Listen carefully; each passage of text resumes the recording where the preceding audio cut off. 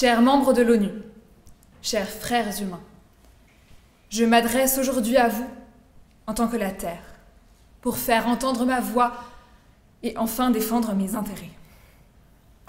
J'ai aujourd'hui enfin une représentation juridique et vous me voyez heureuse de pouvoir m'exprimer. Je vous semble sûrement en bonne santé, mais voyez-vous, je suis malade, parfaitement malade.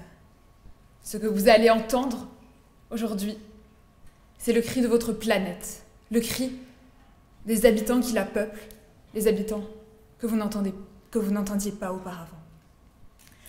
Voyez-vous, cela fait 300 000 ans maintenant que je vous vois évoluer. Et c'est à partir du 19e siècle de votre ère actuelle que vous avez commencé à me détruire. Vous m'avez détruite. Vous avez marqué ma chair à l'échelle des temps géologiques. Une ère géologique porte votre nom, l'Anthropocène, l'ère de l'humain. Avec des microplastiques trouvés jusqu'en Antarctique, une pollution globalisée, que ce soit de l'eau, de la terre, de l'air, de la déforestation massive, des mines qui lacèrent ma chair, épuisement des ressources, pesticides, perturbateurs endocriniens, 6e extinction de masse des espèces animales. Parlons-en de cette 6e extinction. De toutes celles qui ont pu avoir lieu au précédent, c'est la seule à laquelle une espèce a conscience du problème. Une espèce a conscience du problème, la vôtre, et pourrait agir. Mais il n'en est rien. Vous ne faites pas assez pour l'en empêcher. Chaque année, vous comptabilisez les ressources annuelles que je peux produire. Et cela fait un certain nombre d'années que vous vous rendez compte que vous les épuisez de plus en plus tôt. Récemment, vous avez épuisé toutes mes ressources annuelles en 7 mois. 7 mois pour consommer tout ce que j'aurais pu produire en un an.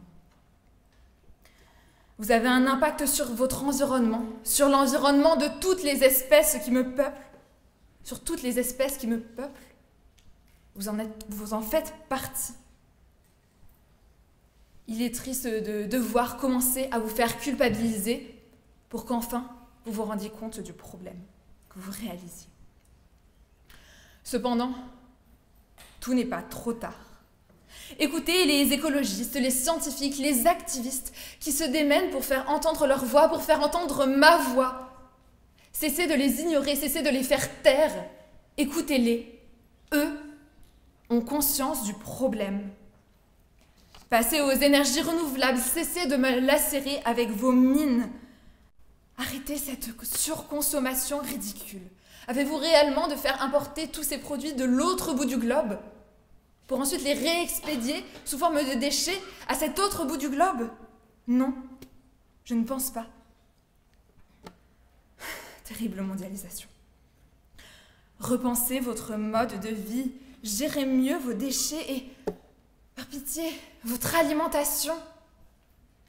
Vous rendez-vous compte que vous exécutez plusieurs milliards d'animaux par jour dans vos abattoirs et qu'avant, pour nourrir ces animaux en question, vous épuisez mes terres pour les nourrir? Repensez le cadre juridique. Il évolue déjà et vous m'en voyez ravie. Par exemple, avec la loi pollueur-payeur pour enfin faire payer les responsables des actions polluantes. La loi doit mieux encadrer ce qui me détruit et je suis heureuse de voir que cela évolue déjà. Il y a déjà de beaux progrès. Vous, membres de l'ONU, avez la solution entre vos mains. Vous avez le pouvoir de mettre d'accord les collectivités, d'agir ensemble. Les humains, vous, êtres humains, vous êtes à la fois la source du problème et la solution. Vous avez déjà accompli tant de progrès. Nous avons tous les mêmes intérêts. Ce qui est bon pour moi est également bon pour vous. Vous voulez un monde meilleur pour vos enfants, pour vos générations futures. C'est pourquoi j'ai tout de même, malgré tout ce que vous avez fait, confiance en vous, pour faire au mieux. C'est pourquoi, je vous en supplie, écoutez ma voix. Mesdames, Messieurs, notre maison brûle et nous regardons ailleurs. Ces mots ont été prononcés par Jacques Chirac en 2002. Il s'adressait alors aux représentants des Nations Unies, voulant collaborer pour protéger notre planète. 23 ans plus tard, la planète a enfin eu un rôle dans cette organisation très importante.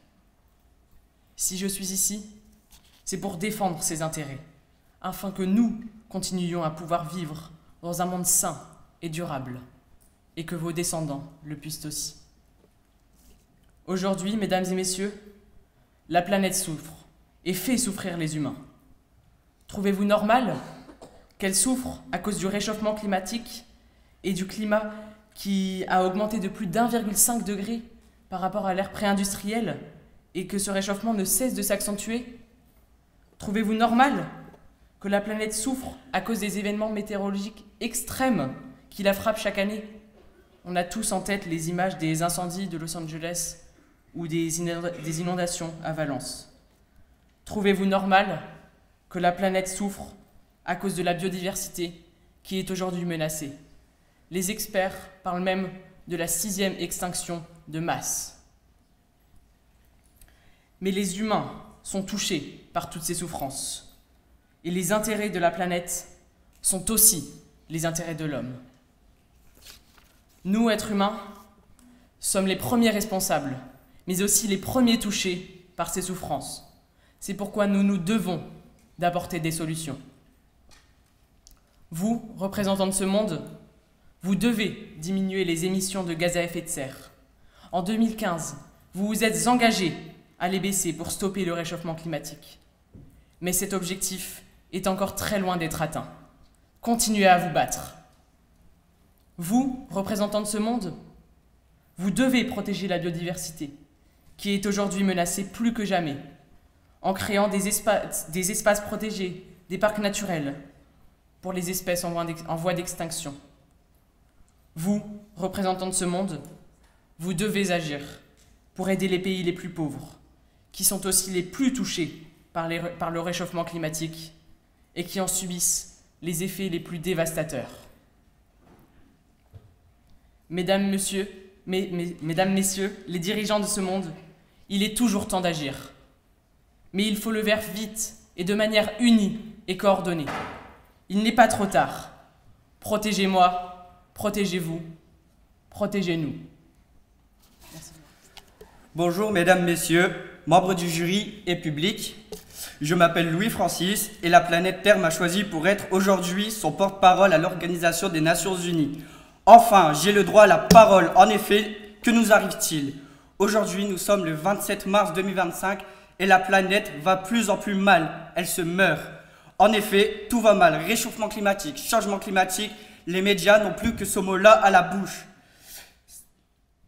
Ce qui a provoqué ma maladie, c'est vous les hommes, et à qui je dois tout cela. Mes animaux disparaissent à petit feu, mes mers se remplissent de vos déchets, ma nature disparaît sous vos bulldozers, et mon air est pollué par vos activités, comme vos voitures. Vous n'aimez plus marcher à pied, vos usines, parce que vous n'arrivez plus à fabriquer de vos mains. Vous voulez mes minerais, mon charbon, mon pétrole, mon gaz, pour l'utiliser contre moi, mais aussi vous détruire. Vous détruisez mon patrimoine culturel pour construire des affreux immeubles. Comment, en pillant mes ressources, vous vous condamnez aussi à disparaître? Notre système solaire n'a qu'une planète habitable. Allez-vous devoir vous réfugier sur d'autres planètes, laquelle, et pour vous y comporter aussi en prédateur? Aujourd'hui, je viens vous dire par l'intermédiaire de mon représentant qu'il est temps de réagir. Vous, en globalité, les hommes, votre égoïsme vous perdra. Vous me dites comment faire pour éviter ce drame? Eh bien, mesdames, messieurs, changez votre mode de déplacement. Prenez les voitures ou vélos électriques. Ensuite, produisez et consommez local. Arrêtez de tuer mes animaux et consommez végétal.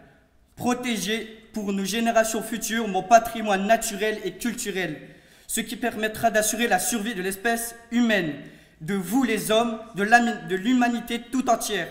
Car ensemble, si nous prenons conscience qu'il faut surmonter les égoïsmes, les individualismes, nous trouverons un terrain d'entente avant qu'il ne soit trop tard. Merci pour votre écoute.